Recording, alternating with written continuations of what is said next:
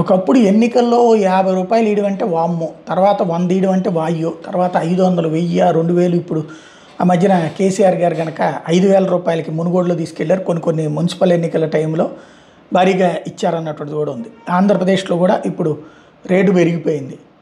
వీటన్నిటి మధ్యన ఇప్పుడు ఎట్లా తయారైపోయిందంటే, కోట్ల రూపాయలు నువ్వు ఎట్లా సంపాదిస్తావు అనవసరం. అది బ్యాంకుల్ని లూటీ చేస్తావా, బ్యాంకులు మోసం చేస్తావా, తప్పుడు పని చేస్తావు, డబ్బులు ఎంత ఖర్చు పెడతావా అన్న రూట్లోనే సీట్లు ఇస్తున్నటువంటి రోజులు.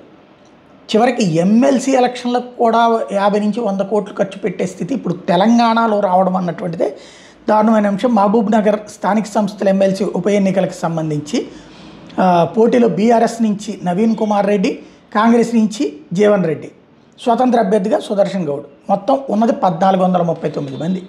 వీళ్ళని ఏ పార్టీ వాళ్ళు ఆ పార్టీ తరపున, ఎక్కడ గోవాలో క్యాసినోలలో ఒకళ్ళు, అదేది బోట్లో సపరేట్ షిప్ తీసుకుని తిరుగుతూ ఉండటం ఇంకొకళ్ళు.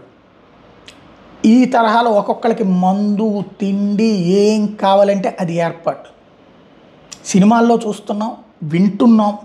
ఇప్పుడు ఆ స్థితికి అంటే ఇదంతా ఎంత ఖర్చు అవుతుంది అంటే, ప్రెస్టేజ్ కోసం. పోనీ ఎమ్మెల్సీ వలన ఏమైనా ఉపయోగం ఉంటుందా?